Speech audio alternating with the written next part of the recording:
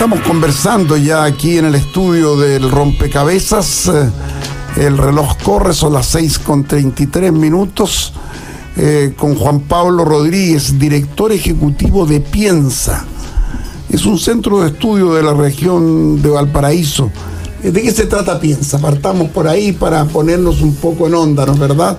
Juan Pablo, gusto saludarte. El gusto mío, don Pedro, un honor estar con usted. Muchas gracias por la invitación. Piensa es un esfuerzo bien inédito. Es un centro de estudios independiente, pero regional. Es un centro de estudios que se explica por el arraigo de personas que vivimos en un territorio determinado que es la región de Valparaíso. Que tuvimos el diagnóstico el año 2013 de que nuestra región no estaba haciendo lo que siempre fue. Usted sabe, la región de Valparaíso no es cualquier región en Chile. Fue el lugar en el cual todo en Chile nació. El primer equipo de fútbol, el Wander, el diario más antiguo de Hispanoamérica, el Mercurio de Valparaíso. Es el diario más antiguo en lengua castellana. En 1827 se fundó la primera Cámara de Comercio, el primer colegio laico, la primera escuela privada. En fin, el etcétera es prácticamente infinito. Era una tierra pionera, colaborativa. Llegada de miles y miles, puertas de entrada de miles de inmigrantes. De miles de inmigrantes que en su minuto, Valparaíso fue el polo económico del Pacífico Sur, y estas oleadas de inmigrantes en su minuto fueron verdaderamente un contrapeso a la aristocracia castellano-vasca. Valparaíso tenía un peso que permitía generar élites creativas, ¿no? Nos vamos a poner a conversar de otros temas, pero no me quiero arrancar del camino que teníamos. No arranquemos, pero tenemos que recuperar, porque mientras el corazón de quienes amamos Valparaíso siga latiendo, vamos a recuperar nuestra ciudad, y cuando decimos nuestra ciudad es nuestra región, porque Valparaíso explica la región. ¿Qué es lo que les preocupa a ustedes como Piensa en este momento en la región de Valparaíso?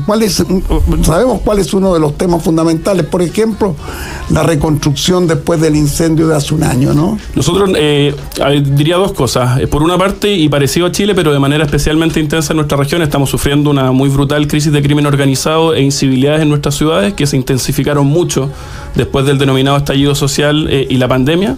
A eso también, lamentablemente, la región ha tenido un mal desempeño económico, hay menos oportunidades que antes.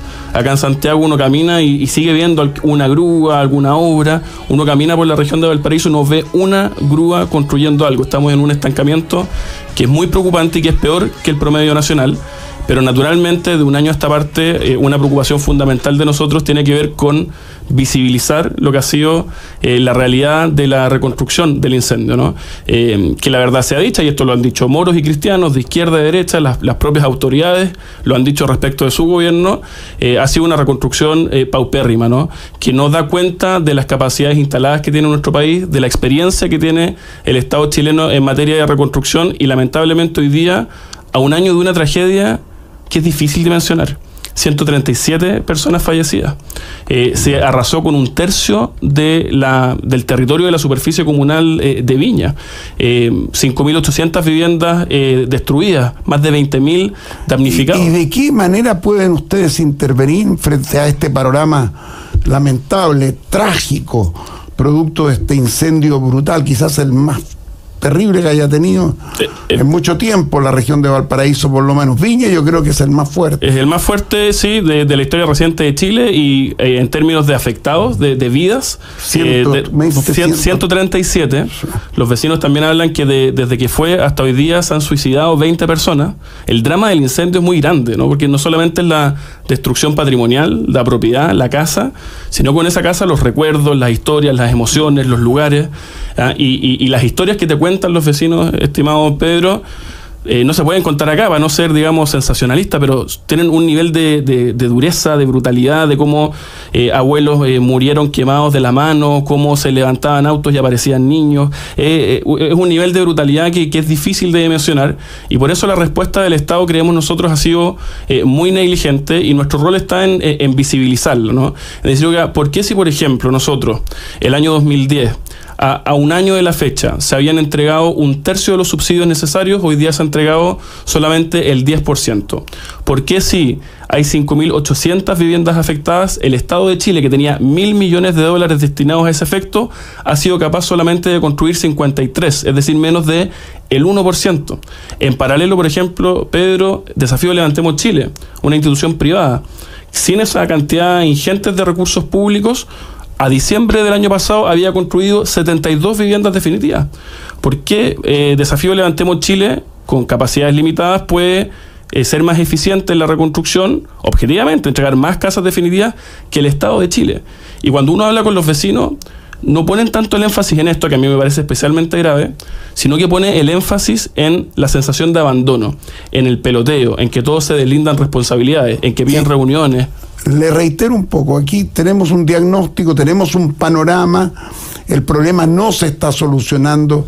¿Cómo presionan ustedes? ¿Qué grado de influencia piensa para pararse frente a un alcalde o frente a un ministro, cierto, de la vivienda, de obras públicas, o la alcaldesa de Viña o de Valparaíso, en fin? Y decir, mire, aquí estamos nosotros para decir que esto no puede seguir.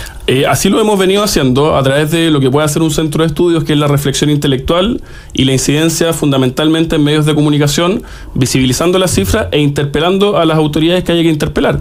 Por ejemplo, dado las que ustedes citan respecto de la alcaldesa Ripamonti, por decir algo, nosotros somos muy críticos de la aproximación que ha tenido la alcaldesa respecto de la reconstrucción. Su primera aproximación fue: yo no tengo ninguna responsabilidad, cuando ella no tenía actualizado el plan comunal de emergencia ni se habían hecho los desmalizados correspondientes. A los días siguientes a la tragedia, en la misma fecha que estamos hoy día, es decir, en el Festival de Viña, lo que hizo la alcaldesa, levantar un cartel pidiendo una ley de incendios, fue, creemos nosotros, una aproximación más propia de un activista que de un alcalde, en el sentido de que al alcalde se le pide o soluciones o ser un representante respecto de quienes toman las decisiones.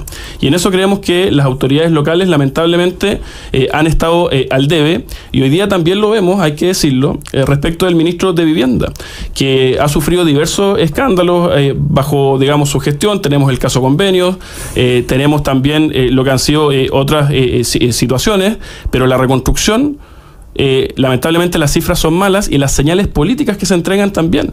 El ministro se tomó vacaciones. No se activa la reconstrucción. Una palabra, mira, al año de la tragedia, el ministro Montes se tomó vacaciones, estaba de vacaciones al año, después de haberse muerto 137 vecinos de nuestra región de Valparaíso. Y el presidente Boric estaba en Cerro Castillo primero, no fue a la zona del incendio, y luego tomó la decisión de ir a Uruguay a juntarse con Pepe Mujica, mientras en nuestra región conmemorábamos y recordábamos a los fallecidos en el incendio. Con una pala plantó un olivo con Pepe Mujica. Qué bueno hubiese sido, a propósito de su pregunta, que esa misma pala lo hubiese tomado, se hubiese sentado en el olivar, una de las poblaciones más afectadas en la ciudad de Viña del Mar, y hubiese reconocido que las cosas no se han hecho bien, como muchas autoridades de izquierda lo han dicho, y decir, les pido perdón, no cumplí la promesa de que al invierno todos iban a tener un techo en el cual guarecerse. No cumplí la promesa respecto de que no los iba a dejar solos. Lo reconozco, y ahora, mirando hacia adelante, vamos a avanzar de manera más decidida, reconociendo la experiencia acumulada que tiene el Estado de Chile. Gracias, Juan Pablo. Gracias a usted, don Pedro. Un gusto. La visión crítica de Juan Pablo Rodríguez, director ejecutivo de Piensa.